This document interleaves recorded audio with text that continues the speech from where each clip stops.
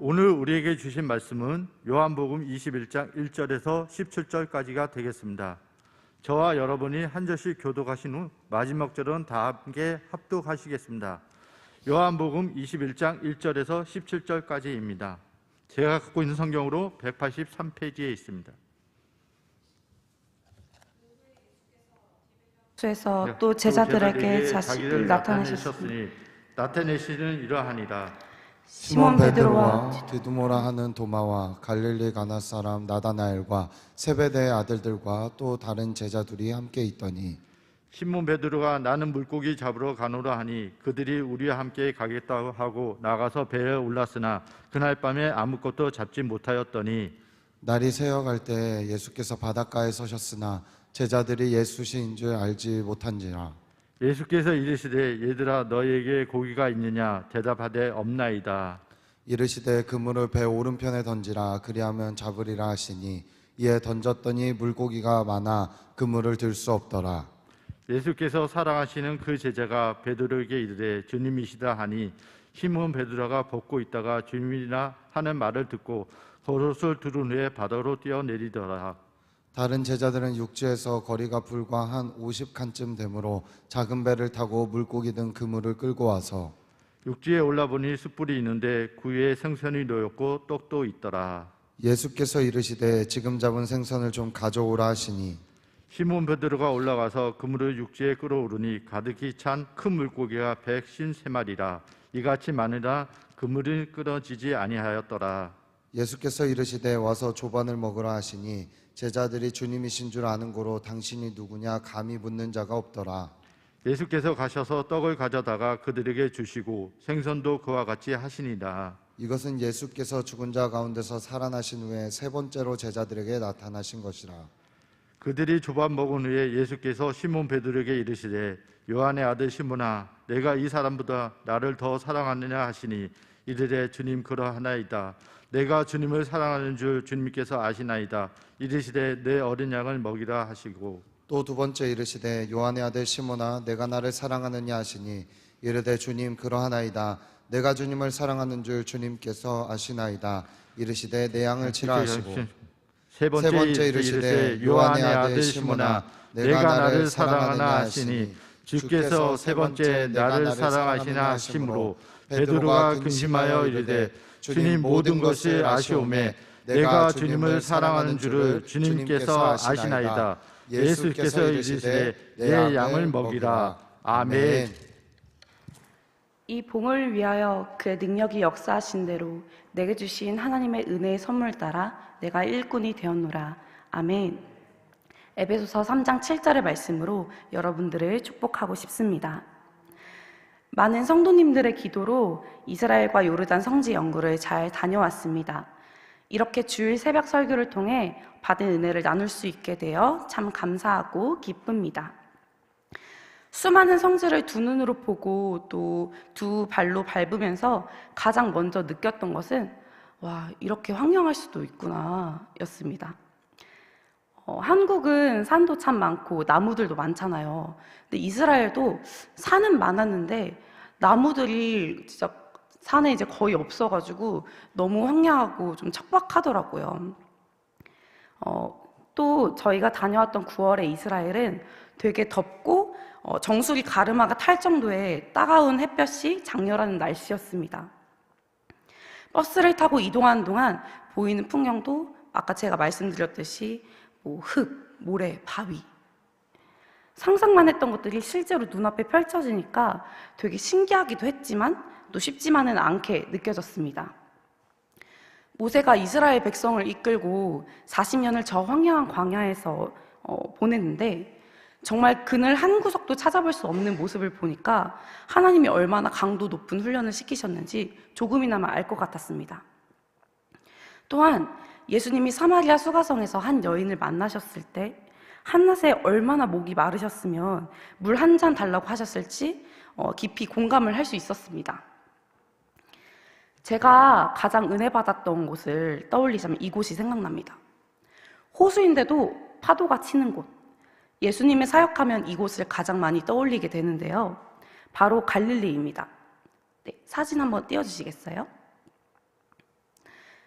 이 사진은 제가 직접 찍은 사진이고요. 아침 일찍 갈릴리 호수에서 본 일출입니다. 일찍 밥을 먹고 출발해야 해서 해가 완전히 뜬 것은 보지 못했지만 어디서든 볼 수 있는 일출이 갈릴리에서는 너무나도 특별하게 느껴졌습니다. 예수님과 제자들도 이 일출을 매일 보셨겠죠? 성지연구 기간 동안 보기만 한 것은 아닙니다. 금강산도 식후경이라고 맛있는 것도 많이 먹었는데요. 특이하게 저를 사로잡은 한 끼가 있었습니다. 바로 이제 띄워주실 생선입니다. 네, 이게 무엇인지 아시나요?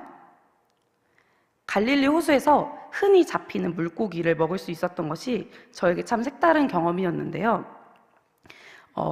이것은 바로 어부였던 베드로가 잡았던 고기라고 합니다. 그러니까 2000년 전에 베드로가 잡았던 고기를 제가 먹을 수 있다는 것이 참 신기했습니다. 더불어 성도님들께 소개시켜드리고 싶은 장소가 한 군데 더 있습니다. 네. 베드론 수익권 교회인데요. 이 베드로 수익권 교회는 예수님이 십자가에 못 박혀 죽으셨다가 부활하신 후에 디베랴 호숫가에서 베드로에게 나타나 그의 고백을 듣고 지상 사명을 맡겼다고 전해진 장소에 세워진 교회입니다. 예수님이 고기 잡는 제자들을 위해 떡과 생선을 준비하시고는 그들을 부르시죠. 저기 보이는 저 바위가 예수님이 저기에서 떡과 생선을 굽지 않으셨을까 추측할 수 있는 그런 장소라고 합니다. 오늘 본문인 요한복음 21장은 십자가에 달리신 예수님이 부활하신 후에 제자들과 만난 세 번째 사건입니다. 예수님은 무덤 앞에서 가장 먼저 여자들에게 부활하신 그 몸을 보이시고 갈릴리로 가시겠다 말씀하셨죠. 안식 후 첫날 저녁에 두려움과 걱정으로 숨어있던 제자들 앞에 나타나신 것이 첫 번째, 의심하던 도마가 주님의 이 손과 옆구리에 손을 넣었을 때가 두 번째, 그리고 오늘 본문이 바로 제자들과 예수님이 만난 세 번째 시간이었습니다. 사복음서에는 부활하신 예수님께서 여러 제자들을 만나셨고 그들에게 새로운 소망을 주셨다고 기록하고 있습니다. 제자들은 부활하신 주님으로 인하여 기쁨이 넘쳤고 부활을 확신하게 되었습니다. 그러나 예수님께서 제자들을 다시 찾으셨을 때 제자들은 갈릴리에서 물고기를 잡고 있었습니다. 제자들은 예수님을 만나기 이전으로 다시 돌아갔습니다. 부활하신 예수님이 디베랴 호수, 즉 갈릴리 호수에 오신 이유는 갈릴리에서 만나기로 약속하셨고 제자들이 미리 이곳에 와 있었기 때문입니다.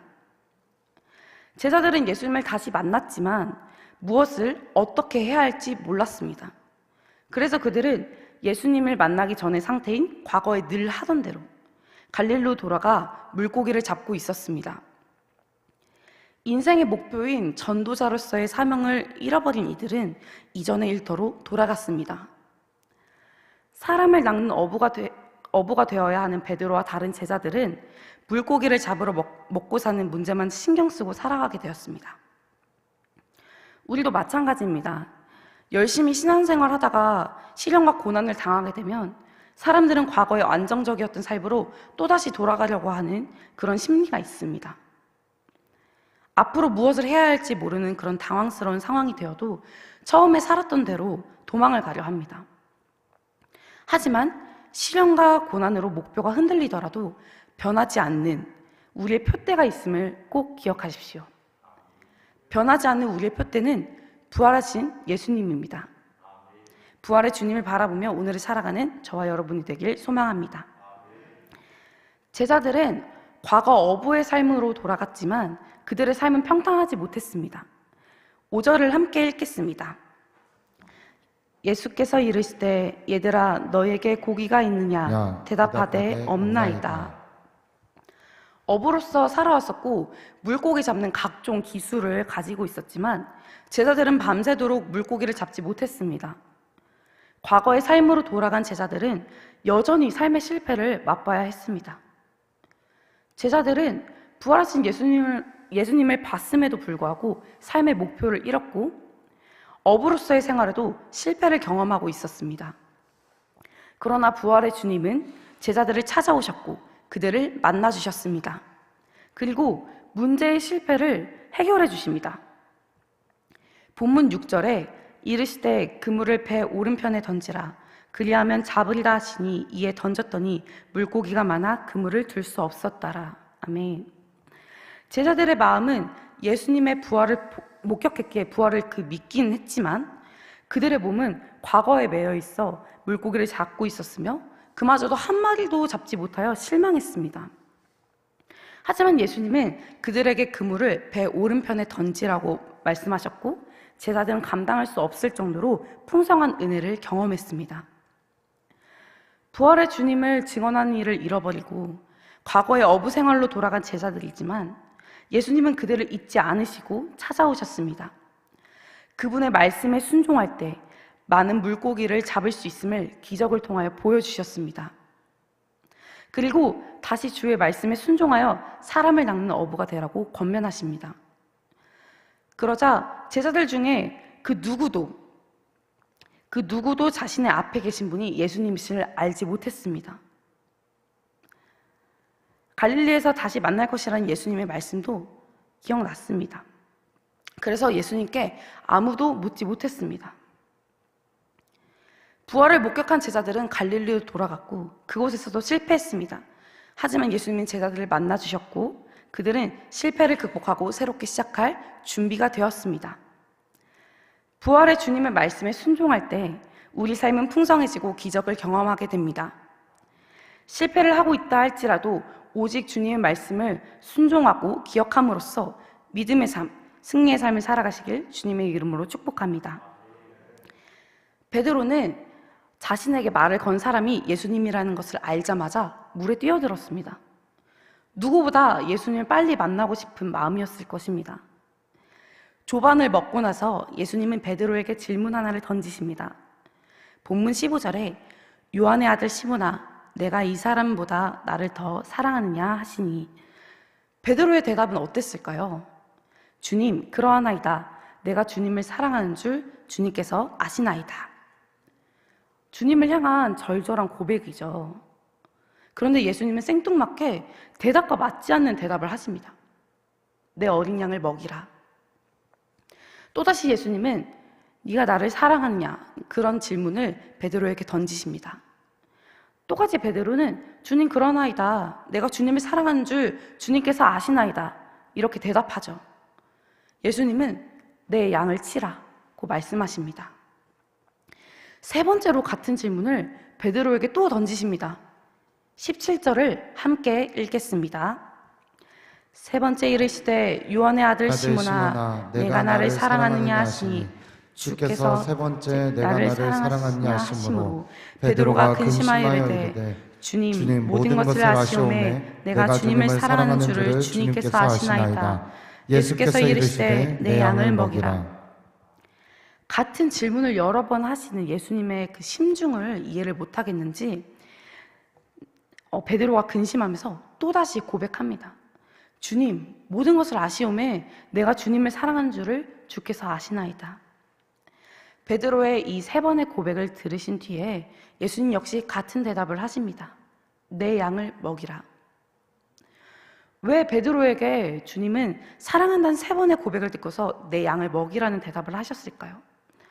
아니 애초에 왜 세 번씩이나 질문을 하셨을까요? 과거에 그러니까 예수님이 십자가에 달리시기 전 제자들과 마지막 식사를 하실 때 베드로는 큰 소리로 호언장담했습니다. 마태복음 26장 33절에 모두 주를 버릴지라도 나는 결코 주를 버리지 아니하겠나이다. 강한 확신이 느껴진 베드로의 말에 예수님은 닭 울기 전에 네가 세 번 나를 부인하리라 이렇게 예언하십니다.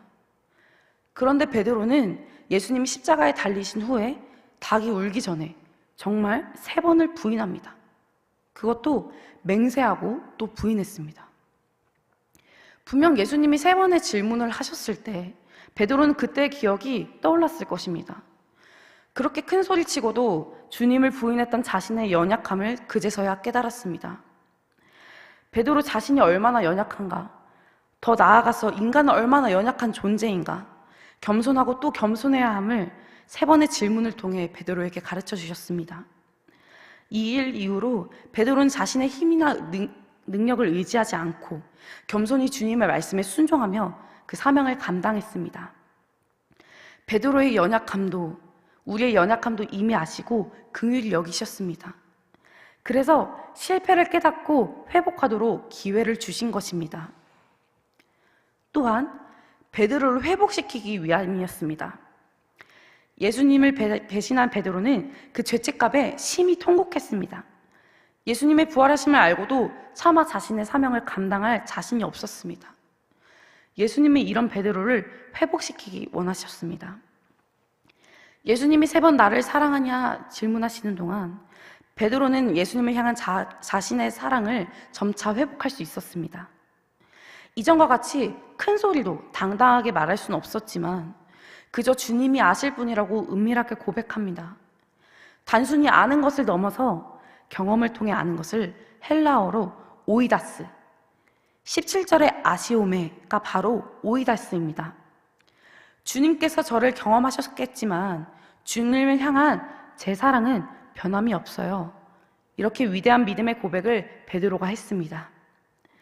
낮아진 자존감, 깊은 죄책감에서 벗어나 온전히 회복된 베드로는 담대하게 복음을 전하는 사도로서의 사명을 감당할 수 있게 되었습니다. 어부임에도 배를 타고 물고기 잡는 것을 실패했던 것처럼, 예수님을 결코 버리지 않는다 말하면서 맹세코 부인했던 것처럼 베드로는 실패를 거듭했습니다. 하지만 예수님은 네가 나를 사랑하느냐, 이 3번의 질문으로 자신의 연약함을 깨닫고 사람을 낚는 어부로 다시 자신감을 회복시켜 주셨습니다. 오늘날 우리에게 예수님은 동일한 질문을 던지십니다. 네가 나를 사랑하느냐? 아연아, 네가 나를 사랑하느냐? 누구누구야, 네가 나를 사랑하느냐? 우리를 근심하게 하고 괴롭게 하는 질문이 아닙니다. 우리가 깨닫길 원하시는, 회복되어 세상의 복음을 전하는 사명자로서의 삶을 감당하라고 준비시키심을 기억하길 원합니다. 양치는 것은 목자의 일입니다. 어린 양을 보살피고 먹이는 것은 목자의 일상이자 루틴입니다. 목자 되신 주님이 베드로에게 그 사명을 나눠주셨습니다. 사람을 낚는 어부가 되리라. 그리고 내 양을 먹이라. 우리가 해야 하는, 할 수밖에 없는 일은 명확합니다. 주님의 양을 먹이는 것입니다. 반복되는 실패 누구나 할 수 있습니다. 하지만 그 실패에 겁먹고 도망치면 안 됩니다. 어려울 때일수록 주님을 붙잡으라는 말이 어쩔 때는 뻔하게 느껴지기도 합니다. 하지만 오늘 말씀처럼, 또 베드로처럼 내 안에 먼저 예수님을 향한 고백이 세워지길 원합니다. 우리를 향한 예수님의 질문에 내 주님, 주님만이 아십니다. 이렇게 고백할 수 있는 저와 여러분이 되시기를 주님의 이름으로 축복합니다. 한 가지 기도 제목을 두고 기도할 때 얼마 남지 않은 야베스 축복 기도회를 위해서, 또 119 새생명축제에 많은 영혼이 주께 돌아와 온전히 주님의 사랑을 누리며 살아갈 수 있도록 주여 한번 부르짖고 기도하겠습니다. 주여. 살아계신 하나님 감사합니다. 아버지, 우리가 베드로처럼 정말 또 한 번 실패를 경험하고 반복되는 아버지, 다시 과거 일상으로 돌아가서 또 실패를 경험했을 때 주님께서 우리를 찾아주시고 우리의 마음을 만져주신다는 것을 우리가 깨달았습니다. 주님, 우리가 정말 주님의 그 사명을 받은 자로서, 주님의 사명을 받은 자들로서 온전히 살길 원합니다. 아버지, 우리의 마음이 온전히 주님을 향하며 아버지 다시 과거로 돌아가지 않고 정말 주님을 만났던 그 첫 마음을 기억